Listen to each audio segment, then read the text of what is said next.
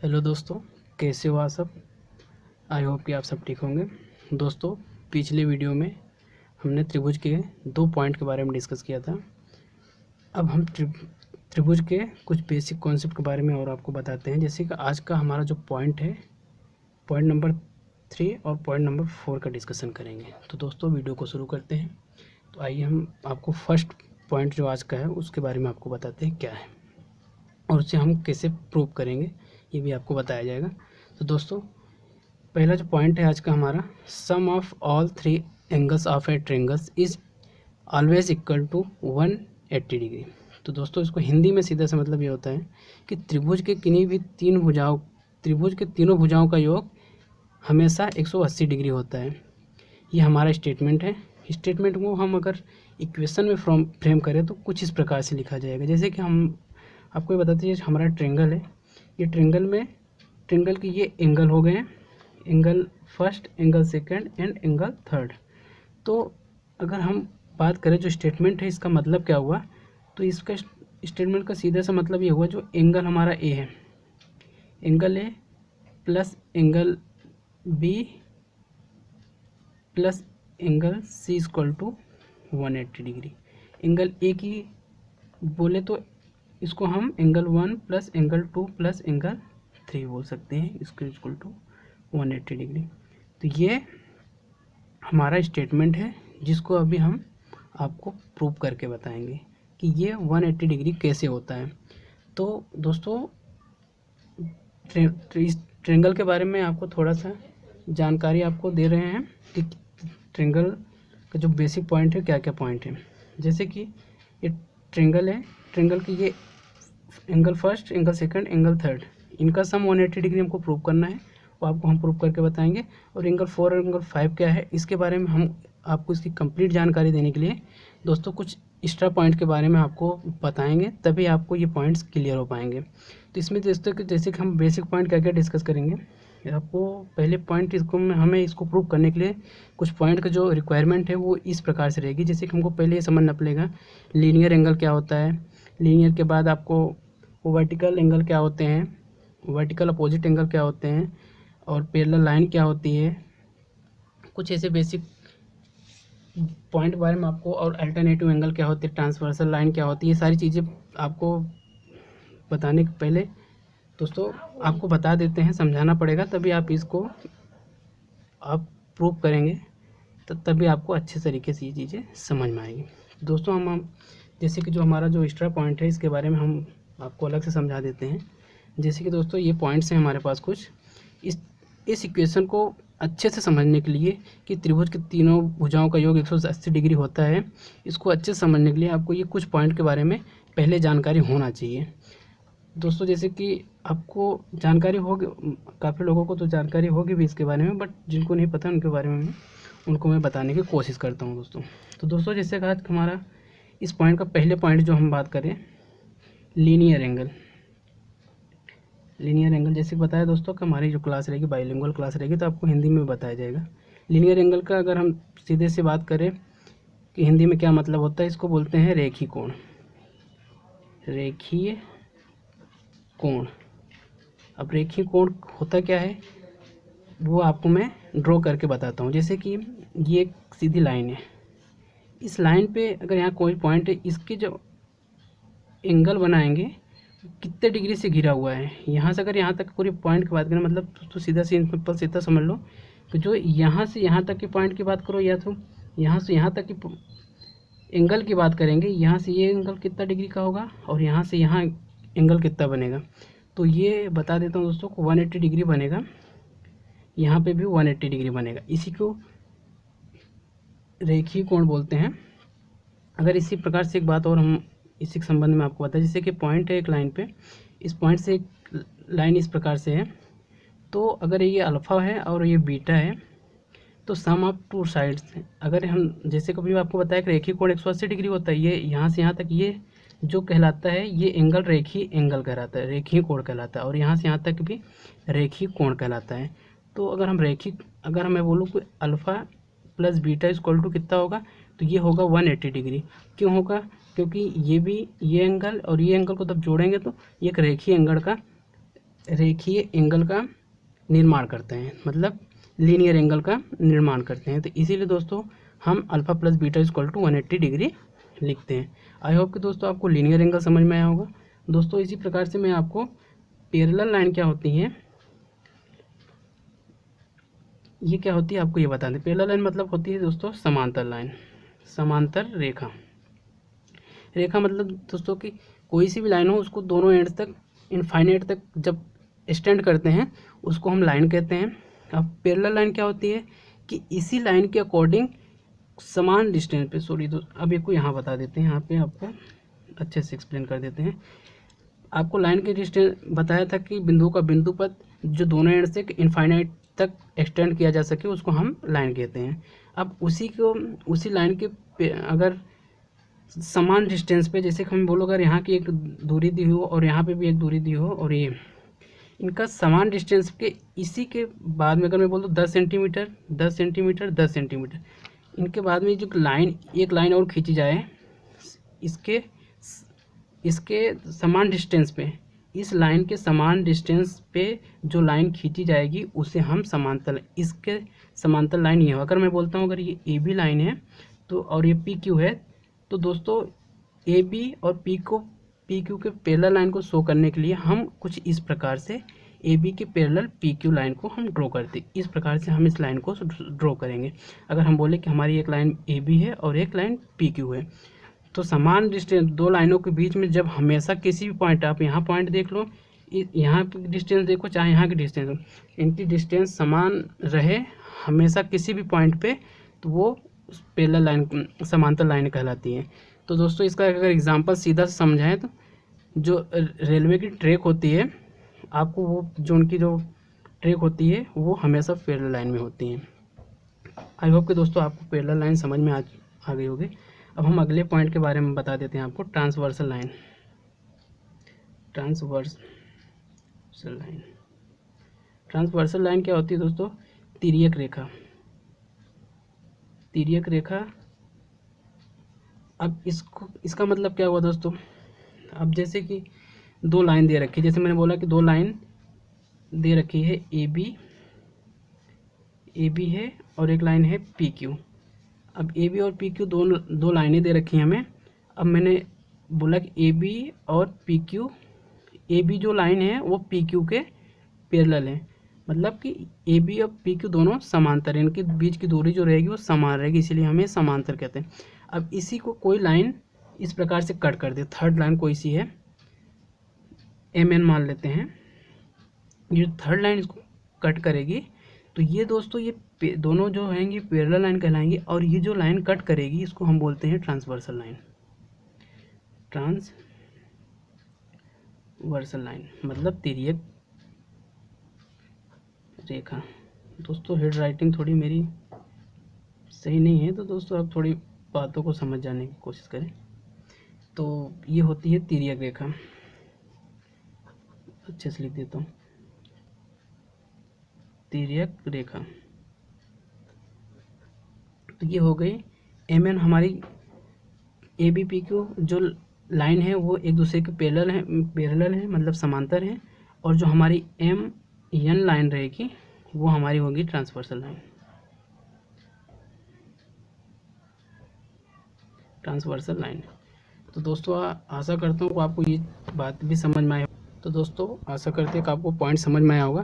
तो दोस्तों इसी प्रकार से जो अल्टरनेटिव एंगल होता है वो क्या होता है उसके बारे में हम आपको बता देते हैं। अल्टरनेटिव एंगल उसको हिंदी में बोलते हैं एकांतर कोण। एकांतर कोण जो होता है वो हमारे पास दो प्रकार के होते हैं। एक होता है इंटीरियर एंगल और एक होता है एक्सटीरियर एंगल। इंटीरियर एंगल जो होता है उसको हिंदी में बोलते हैं आंतरिक कोण, और एक्सटीरियर एंगल क्या होते हैं वो होता है बाह्य कोण।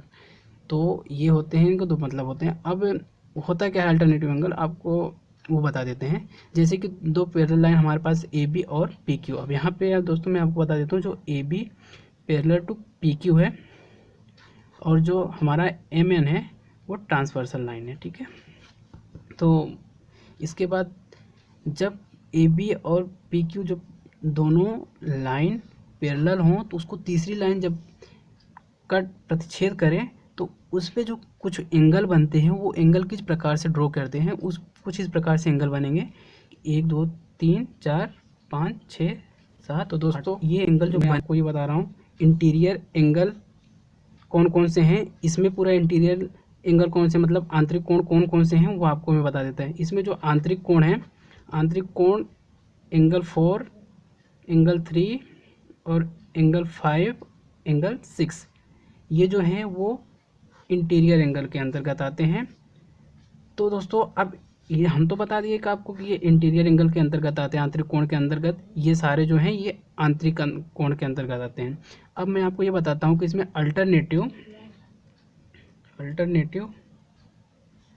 इंटीरियर एंगल कौन कौन से हैं।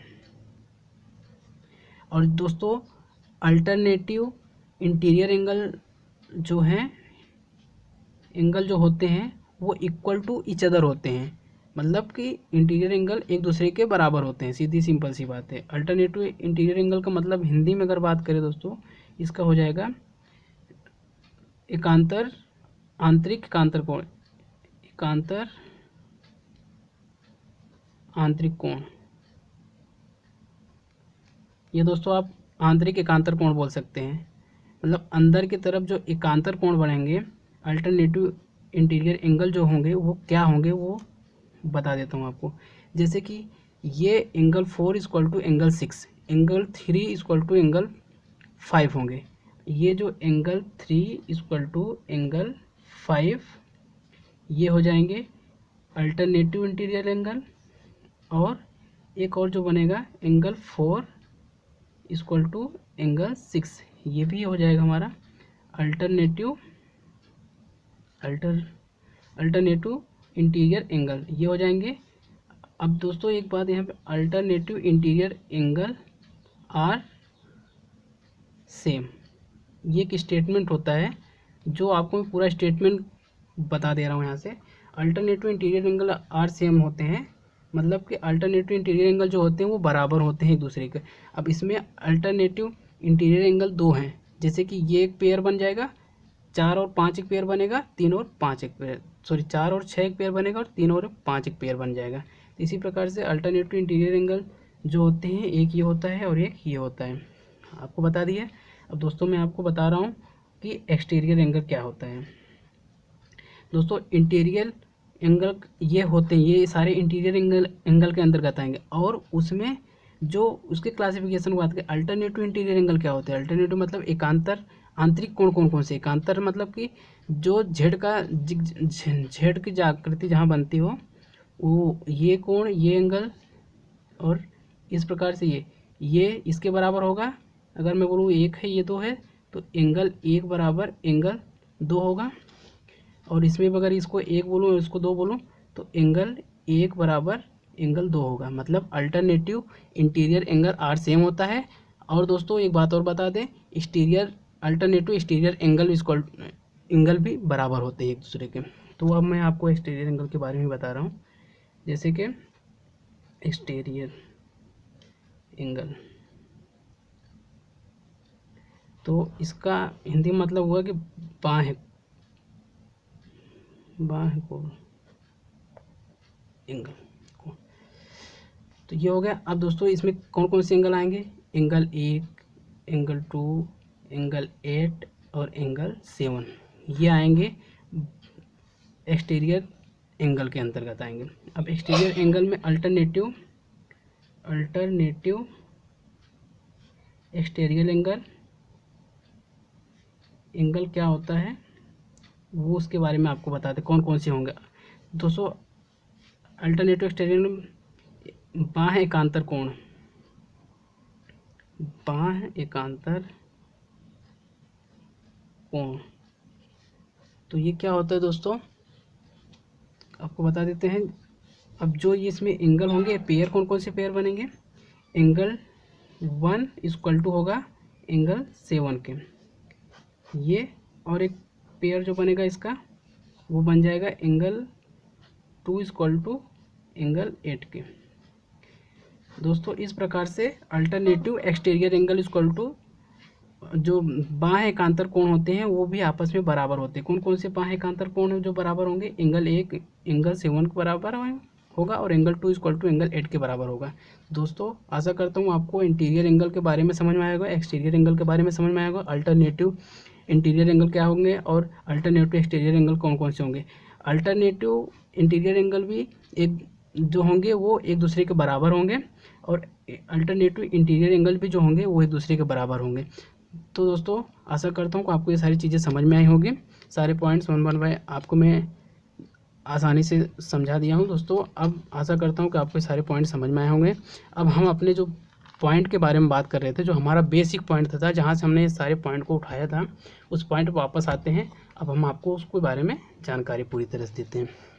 तो दोस्तों जैसे कि हमारा क्वेश्चन ये था कि त्रिभुज के तीनों कोणों का योग 180 डिग्री होता है, हमें ये प्रूव करना था। इसको हमको प्रूव करने के लिए हमारे पास कुछ बेसिक जानकारियाँ इसके यहाँ पे लगती, इसलिए हम बेसिक जानकारी आपको हम पहले समझा दिए।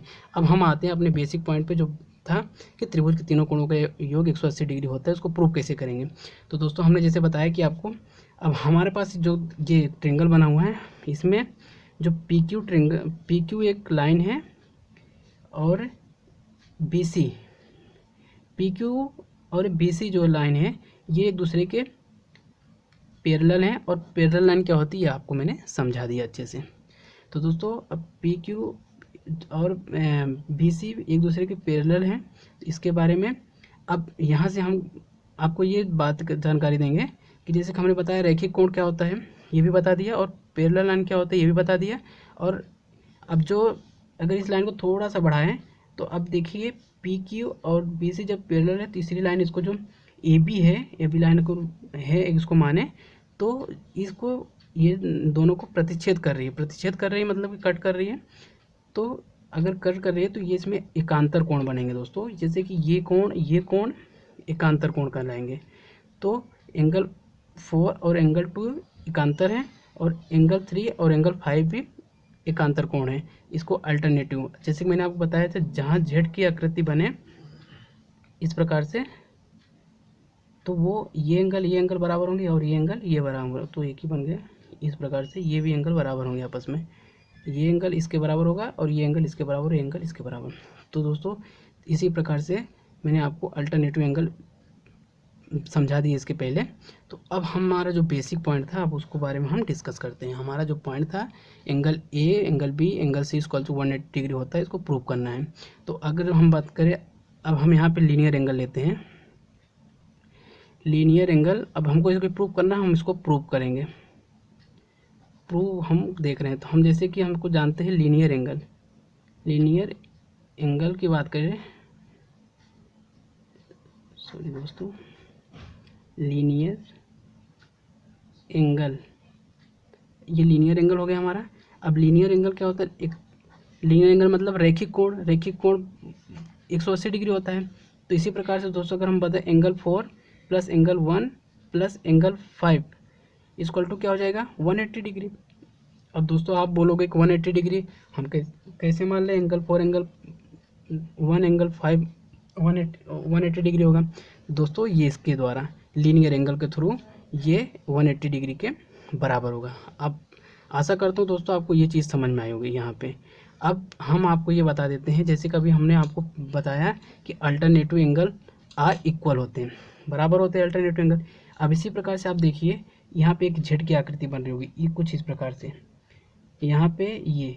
अब इस प्रकार जब जेड की आकृति बनती है ये एंगल के बराबर होगा, मतलब अल्टरनेटिव एंगल बराबर होंगे, मतलब एंगल 4 इक्वल टू एंगल 2 है, एंगल 4 इक्वल टू एंगल 2 है। अब इसी प्रकार से एंगल अगर यहाँ की बात करें कि ये और ये इस प्रकार से यहाँ एंगल आया तो यहाँ पे भी जेड की आकृति बन रही, तो ये एंगल बराबर ये एंगल होगा, एंगल मतलब एंगल 5 इक्वल टू एंगल 3 होगा, ये होगा।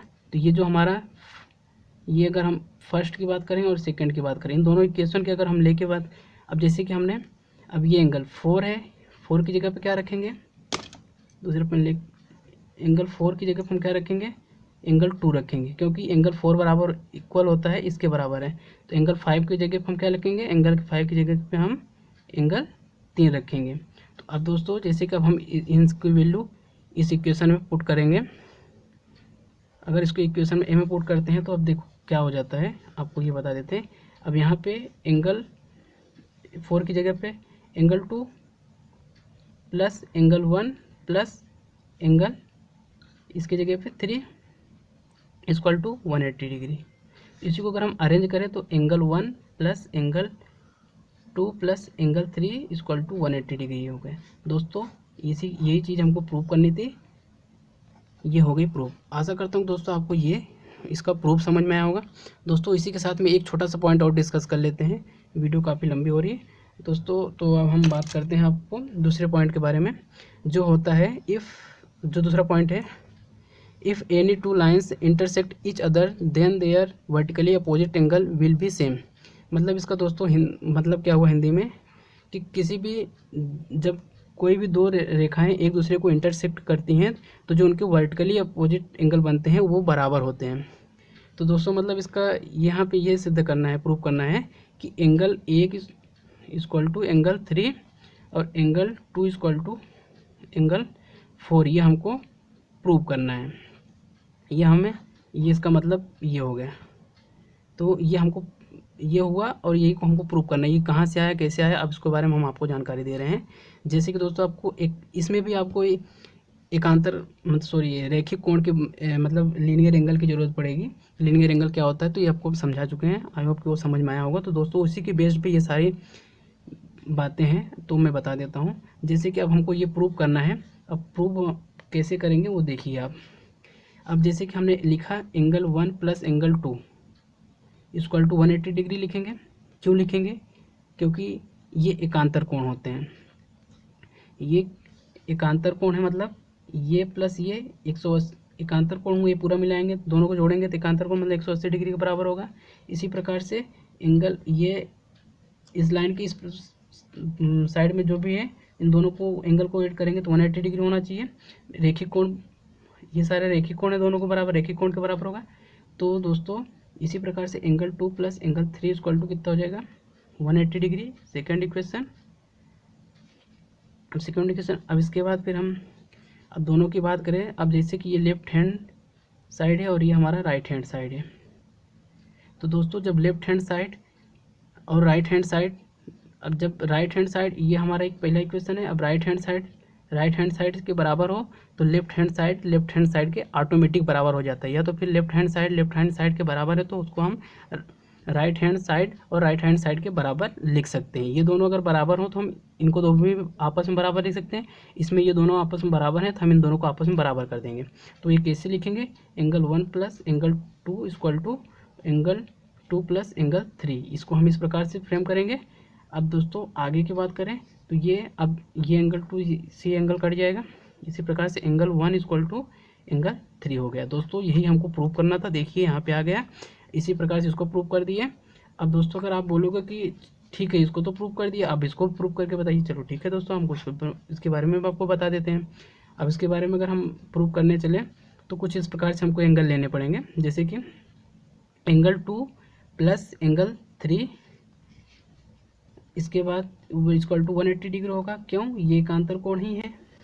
तो दोस्तों जैसे कि हमने आपको ये एंगल 1 इक्वल टू एंगल 3 कैसे होता है आपको मैंने ये प्रूव करके बताया। उसी प्रकार से मैं एंगल 2 और एंगल 4 कैसे इक्वल होंगे ये बातें मैं आपको बता रहा हूँ। तो दोस्तों जैसे कि लिया angle 2 plus angle 3 equal to 180 degree, angle 3 plus angle 4 equal to 180 degree. अब जैसे लेफ्ट हैंड साइड के बराबर होता है तो राइट हैंड साइड के बराबर ऑटोमेटिक हो जाता है। अभी यहाँ पे राइट हैंड साइड के बराबर है, 180 डिग्री के बराबर है। इसी प्रकार से हम अब लेफ्ट हैंड साइड को आपस में बराबर लिख सकते हैं। ये बराबर लिखा और 3 से 3 काट दिया तो एंगल 2 इक्वल टू एंगल 4। दोस्तों यही हमको प्रूव करना था। तो ये आशा करते हैं कि आपको दोस्तों ये भी प्रूव करना आ गया होगा। अब दोस्तों ये जो मैंने आपको ये पॉइंट बताया, इस पॉइंट के बेस्ड पे क्वेश्चन कैसे पूछे जाते हैं एग्जाम पे, और इस पॉइंट के बेस पे एग्जाम में क्वेश्चन कैसे आते हैं। हालांकि मैं आपको नॉर्मल क्वेश्चन बताऊंगा। क्वेश्चन का लेवल काफ़ी हाई हो चुका है। क्वेश्चन जब तक प्रैक्टिस नहीं करेंगे जब तक क्वेश्चन आप इजीली सोल्व नहीं कर पाएंगे दोस्तों। तो मैं आपको 2 बेसिक एग्जाम्पल इसके संबंध में और इसके संबंध में आपको देता हूँ, बताता हूँ। उसके लिए इसी में डिस्कस कर देते हैं।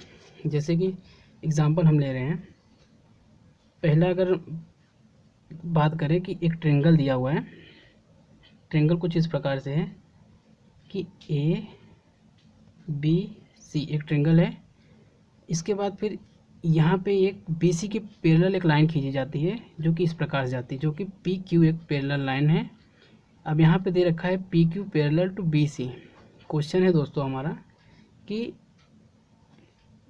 और यहाँ पे एक एंगल दे रखा है कि 45 डिग्री है और ये भी 45 डिग्री है। तो ये एंगल और ये एंगल क्या होंगे, ये हमें फाइंड आउट करना है। तो ये एंगल फाइंड आउट कैसे करेंगे दोस्तों, इसके बारे में आपको एक्सप्लेन करता हूँ। अब जैसे कि हमने आपको बता दिया कि क्वेश्चन में क्या दिया रहेगा कि PQ एक ट्रेंगल बनाया रहेगा, एक ट्रेंगल दिया रहेगा। इस ट्रेंगल में आपको दिया रहेगा कि BC एक लाइन यहाँ पे खींची जाएगी। अब जो बोला जाएगा PQ जो पैरेलल है BC के पैरेलल लाइन है। तो दोस्तों अब ये एंगल दिए रहेंगे आपको, और पूछा जाएगा कि ये एंगल और ये एंगल और ये एंगल फाइंड करके बताइए। तो दोस्तों ये एंगल कैसे फाइंड आउट करेंगे आपको मैं ये एक्सप्लेन करता हूँ। तो जैसे कि दोस्तों अब हमने आपको अभी वीडियो में बताया कि लीनियर एंगल जो होता है, लीनियर, यहाँ दोस्तों लीनियर एंगल बहुत काम में आएगा। मैंने जितने भी पॉइंट समझाए वो भी सारे पॉइंट्स एक 1 बाय 1 काम आएंगे, इसलिए मैं आपको बता रहा हूँ। लीनियर एंगल जैसे कि बताया था, लीनियर एंगल क्या होगा, रैखिक कोण। रैखिक कोण जो है वो क्या होता है, तो रैखिक कोण क्या होता है, ये पूरा एंगल जो होगा वो एक रैखिक कोण के अंदर गया था। मतलब दोस्तों यहाँ पर अगर मैं बात करूँ एंगल 45, जो ये कोण 45 प्लस कोण ये क्वेश्चन मार्क प्लस, अगर यहाँ इसको मैं अगर एंगल ए से रिप्रेजेंट करूँ, एंगल बी से, एंगल सी से, एंगल ए भी फाइंड आउट करना है, एंगल बी भी फाइंड आउट करना है, एंगल सी भी फाइंड आउट करना है। तो दोस्तों यहाँ से मैं फिर से लिख देता हूँ, एंगल 45 डिग्री प्लस ये angle A plus angle 45 degree equal to होगा 180 डिग्री।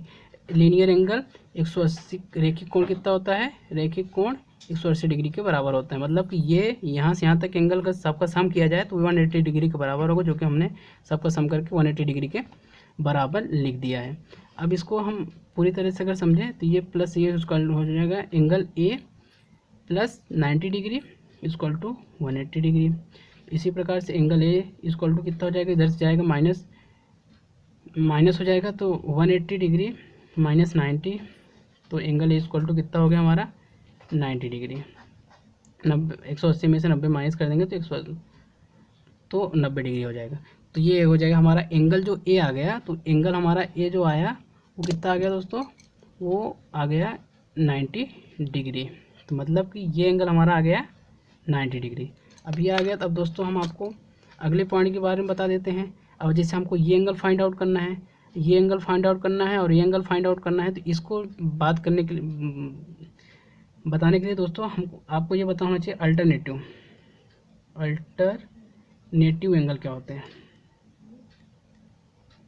मतलब एकांतर कोण, जो कि दोस्तों आपको बता चुका क्या होता है।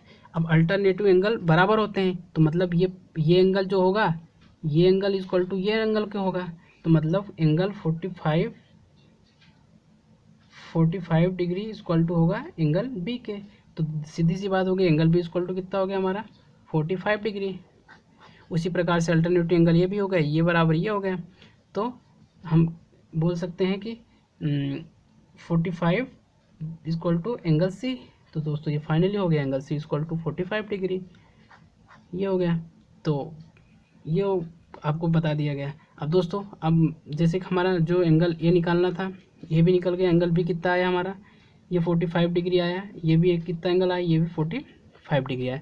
अब दोस्तों ये त्रिभुज के तीनों कोण हो गए। अब तीनों तो कोणों का योग करोगे कितना होना चाहिए, 180 डिग्री होना चाहिए। अब सम कर लीजिए, 180 डिग्री होगा, 9 और 45 90 हो गया, तो टोटल है 180 डिग्री। त्रिभुज के तीनों कोणों का सम वो 180 डिग्री के बराबर होता है, ये भी प्रूफ हो गया। और आपको ये इक्वेशन भी आपको सोल्व करके बता दिया कैसे कैसे ये होंगे क्वेश्चन सोल्व। अगर ये क्वेश्चन दिया रहेगा कि कोई एक त्रिभुज है, त्रिभुज के से ए के शीर्ष से एक लाइन गुजरती है जो कि पी क्यू है, और ये पी क्यू जो लाइन है वो बी सी के समांतर है, तो हमें बताइए कि ये एंगल क्या होगा, ये एंगल क्या होगा, ये एंगल क्या होगा। हम दोस्तों आपको प्रूव करके बता दिए हैं। अब अगला जो हमारा जो पॉइंट आता है, एक और क्वेश्चन है हमारा, जो क्वेश्चन अगला एग्जाम्पल्स को लेके है। अगर दो लाइन इस प्रकार से हैं। मैं बोलता हूँ कि हमारा जो दो लाइन है वो AB और PQ दो लाइन है, दो एक दूसरे को इंटरसेक्ट करती हैं। तो जो एंगल बनेंगे, ये एंगल, ये एंगल और ये एंगल, ये एंगल। मैं अगर यहाँ पे आपको दो एंगल दे रखे हैं, जैसे कि 110 डिग्री ये दे रखा है और आपको 70 डिग्री ये दे रखा है, ये एंगल दोनों दे रखे हैं, तो हमें ये एंगल बताइए और ये एंगल बताइए। तो दोस्तों हमें जैसे पता है vertically opposite angle are same. दोस्तों जैसे हमें पता है कि कोण विमुख एंगल बराबर होते हैं, तो दोस्तों सिंपल सी बात ये हो जाएगी कि एंगल इसके सामने वाले कोण के सामने जो एंगल होगा वही एंगल बराबर हो जाएगा। तो मतलब दोस्तों यहाँ पे हो जाएगा 110 डिग्री और यहाँ पे भी हो जाएगा 70 डिग्री। एंगल ये बराबर इसके होगा और ये एंगल बराबर इसके होगा, जो कि आपको मैंने इक्वेशन में प्रूव करके बताया था क्यों होगा और कैसे होगा। तो ये एंगल के बराबर ये होगा, तो ये अगर 110 डिग्री है तो ये भी 110 डिग्री हो गया, और ये एंगल 70 डिग्री है तो ये भी 70 डिग्री हो जाएगा। तो दोस्तों ये हो गया, ये हमारा दूसरा एग्जाम्पल था। तो आशा करता हूँ दोस्तों आपको ये सारी चीज़ें समझ में आई होगी। आपको दोस्तों स्टेप बाय स्टेप आपको सारी चीज़ें समझा दी गई है। अब दोस्तों अब ये बेसिक क्वेश्चन थे, बट अब इस पर आपको मल्टी टाइप के क्वेश्चंस इसमें सोल्व करेंगे। बेसिक कॉन्सेप्ट यही रहेंगे जो आपको समझाया जा रहा है, कॉन्सेप्ट यही रहेंगे। इसी कॉन्सेप्ट को उठा के आपको अच्छे से अच्छे क्वेश्चन फ्रेम करके क्वेश्चन में आपको दिया जा सकते हैं सारे कॉन्सेप्ट को। दोस्तों को आशा करते हैं वीडियो समझ में आया होगा। इसी के साथ में दोस्तों हम अगली वीडियो मिलते हैं, तब तक के लिए जय श्री राधे।